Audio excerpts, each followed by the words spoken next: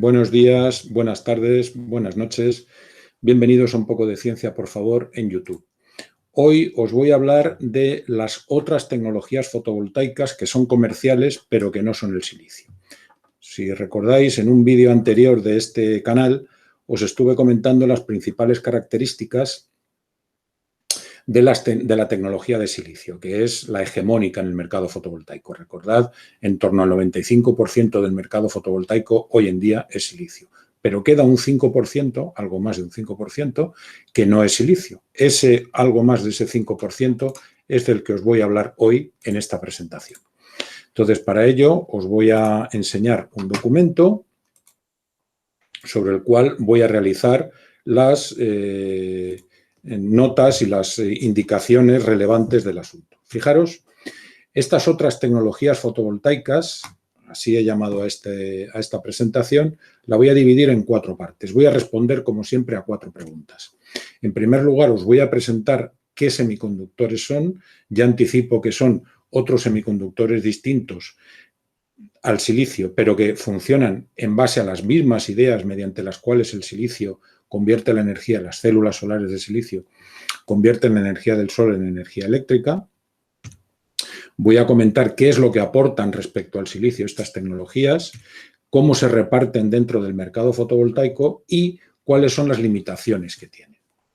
Bueno, para entender primero cuáles son esos nuevos semiconductores, mismas ideas, como es lo que he comentado aquí, es interesante ver un poco en perspectiva histórica el mercado fotovoltaico. Fijaros, desde los años 70 hasta la actualidad, tras la irrupción de las perovskitas, a la que también he dedicado otro vídeo en este canal, el mercado comercial fotovoltaico se reparte entre 3 grandes actores. En primer lugar, el silicio en sus variantes mono y multicristalino, que es el que tenéis aquí, y los nuevos actores que aparecen, que es de los que voy a hablar hoy.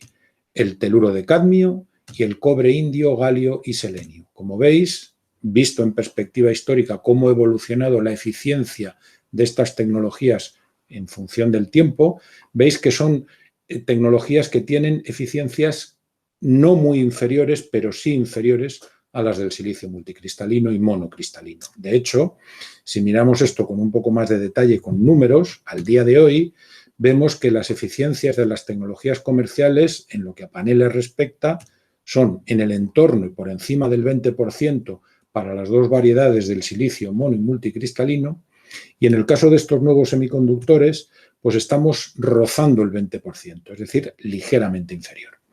Quien quiera ver más detalles de estas tecnologías, recomiendo que lo miren en la página web del Instituto Fraunhofer de Energía Solar, que es francamente muy interesante para contemplarlo. ¿Qué es lo que pretenden estas tecnologías? Básicamente reducir los costes del silicio manteniendo sus valores de eficiencia. Bueno, ya vemos que por lo que respecta a la eficiencia no lo acaban de mantener. Están cerca, pero todavía no. Hay que decir a su vez que este mercado en realidad es un duopolio. Está dominado por dos fabricantes, First Solar y Solar Frontier. First Solar, americano, estadounidense, que se dedica al teluro de cadmio, y Solar Frontier, japonés, que se dedica al cobre indio, galio, selenio. Los dos prácticamente se reparten la tarta de las tecnologías, de estas 2 tecnologías, del teluro de cadmio y del cobre indio, galio, selenio. ¿Qué más aportan? Bueno, desde el punto de vista de la fabricación, el proceso de fabricación es bastante más sencillo que el de la tecnología de silicio. Si recordáis, en los paneles de silicio, que aquí tenéis un panel, un esquema de un panel de silicio y aquí uno de teluro de cadmio o de cobre, galio, indio, selenio, en los de silicio, como digo, primero hay que fabricar las células y una vez que están fabricadas hay que interconectarlas e insertarlas en los módulos.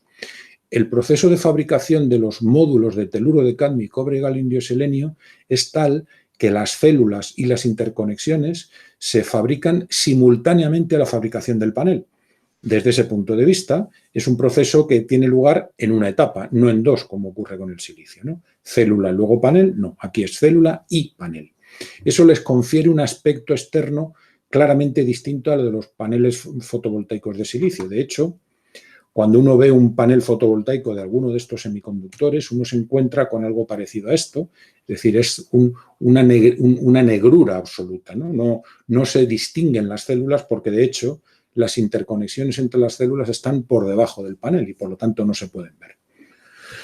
Pero esto no es lo más representativo ni lo más llamativo de lo que aportan. Lo que aportan sobre todo, y este es el sitio más importante, este es el aspecto más llamativo, es que reducen significativamente el tiempo de amortización energética, es decir, cuánto tiempo tienen que estar funcionando para producir la energía que se invirtió en la fabricación de los módulos fotovoltaicos. Fijaros, aquí veis cuánto es ese tiempo de amortización energética para una instalación de 4 posibilidades: silicio cristalino, multicristalino, cobre, indio, galio, selenio o teluro de cadmio, para una hipotética instalación que estaría situada en una región que tendría unos niveles de irradiación típicos de la zona central de la península ibérica.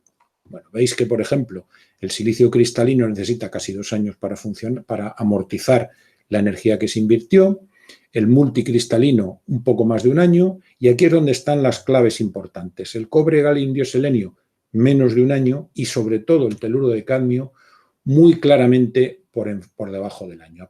Poco más de medio año necesita para amortizar la energía invertida.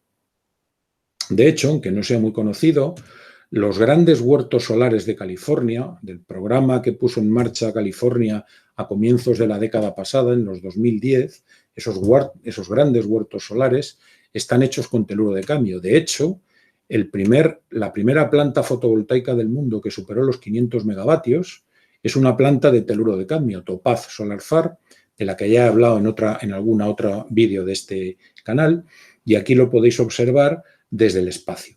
Esto en su momento representó un verdadero desafío logístico de instalación, porque este huerto solar ocupa 20 y tantos kilómetros cuadrados y tiene instalados 9 millones de paneles fotovoltaicos de teluro de cadmio. O sea que realmente es una cosa muy llamativa. ¿Cómo se reparten el mercado fotovoltaico comparado con el silicio? Bueno, pues aquí veis la evolución de ese reparto de las 3 grandes tecnologías, ¿no?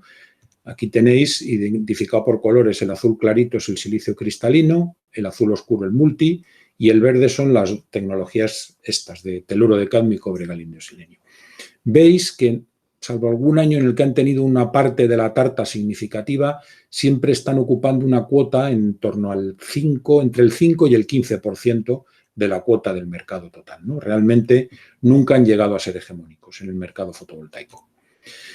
Y cuando nos metemos dentro de lo que es específicamente las tecnologías de estos 2 semiconductores, vemos que prácticamente dentro de ellos es hegemónico el teluro de cadmio. Cerca del 80% de ese mercado se lo lleva el teluro de cadmio, por contraste con el cobre, galio, indio, selenio. El teluro de cadmio, veis, tuvo un momento de gloria a finales de la primera década del siglo XX y principios de la segunda, precisamente gracias al programa de instalación de paneles fotovoltaicos de grandes huertos solares en los desiertos de California. De hecho, nuevamente esta información la podéis contrastar en la web de ese instituto del que os acabo de hablar hace un momento. ¿Qué limitaciones tienen? Bueno, la principal es la abundancia, y mejor dicho, la escasez de los elementos químicos. Fijaros, aquí tenéis una representación de cómo se reparten 1 millón de átomos de distintos elementos químicos en las proporciones que se encuentran en la corteza terrestre.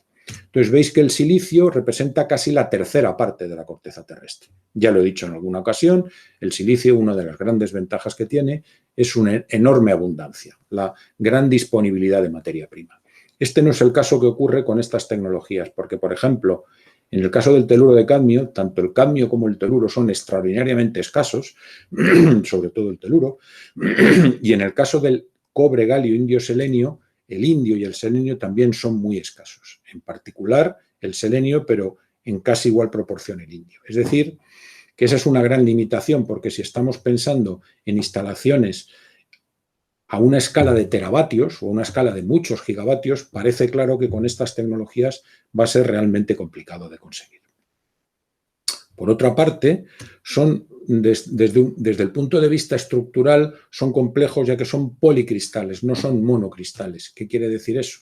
Que cuando observamos al microscopio un corte transversal de una célula de esta naturaleza, vemos que es una estructura bastante irregular, ¿no? ¿Veis ahí? Esta es una preciosa imagen obtenida en un centro de los más punteros de investigación en este tipo de materiales en Alemania. Entonces veis que hay como cristalitos separados entre sí por ciertas fronteras. Eso desde el punto de vista del funcionamiento del dispositivo añade complejidad al asunto. Y luego desde el punto de vista económico, aunque efectivamente se pretendió en su momento, se pensaba que podrían ser más baratas estas tecnologías que las de silicio, realmente cuando observamos la curva de aprendizaje de las tecnologías fotovoltaicas comerciales y comparamos la del silicio en sus dos variantes con las de los paneles de teluro de cadmio, de cobre, galinio, selenio, vemos que el precio del vatio solar de silicio está en el entorno de 20 céntimos de euro y el vatio solar de estas dos está prácticamente igual. Es decir, tenemos precios muy parecidos hoy por hoy a las de la tecnología de silicio. Claro, eso se debe en buena medida a que la cantidad de potencia instalada es claramente más pequeña en estos semiconductores, claramente más pequeña que la que hay de silicio. Si yo pudiéramos prolongar esta curva y llegar hasta una potencia similar a la que hay de silicio, llegaríamos a obtener precios mucho más reducidos. Pero eso hoy por hoy no ocurre. Bueno, pues todo esto y muchas más cosas, como ya sabéis, las podréis encontrar en el libro del que os estoy hablando a lo largo de las distintas presentaciones que hago en este canal, ¿no? Energía solar, de la utopía a la esperanza.